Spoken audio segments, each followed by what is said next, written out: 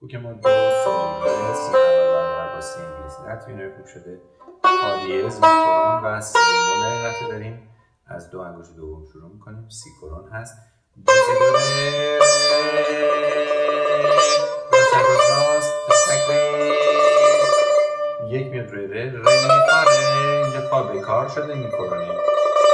ره می فا ره از دو دو می دو سی کرون سی دو ره سی بمول لا سی دو سی دو سول فا راست فا اشاره به سول میکنه. دوم هم اومد روی سول. دوباره سی کرون سی دو ره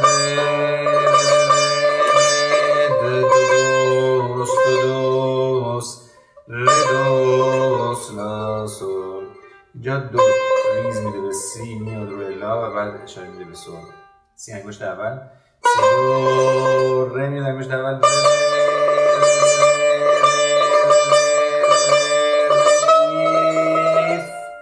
میکنون به فا به کار اشاره میده.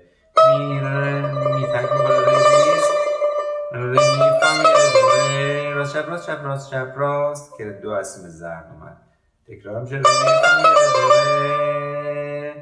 ره می فی ره می فاس فا. اینجا ره می یکی اومد پایین. راست راست چپ راست چپ راست چپ اشاره های می به فا به کار. بعدش ره می فاس فا اشاره فا به سول رو داشتیم. می فا سول سول سول به لا به کار اشاره میده که میتونیم این رو چون لا به کار نداریم روی پوست بگیریم. فا می ره می راست چپ راست ریز دوم اومد روی می ره می فی ره می فاس فا راست راست چپ راست چپ راست چپ ره می یکی اومد پایین. می رم دو دوم میاد رو فا فا می فا می فا می فا می فا می فا راست راست چپ راست چپ راست چپ راست چپ می سول فاس فاس میز میز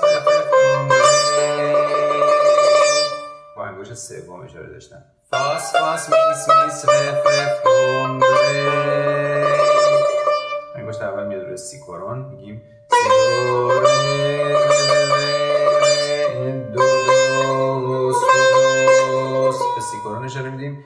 دور سی دور سی دور سی دور سی دور سی سی دور دو سی به دو یک یک میاد پایین. دور رم ره ره میف میف میا به فا اشاره میدن. دومین می تکریز داشت. میره دو سی دو راست چپ راست چپ راست سی کرون اسیم زرد اومد. دو ره دو سی دو سی دوم اومد روی سی بمول.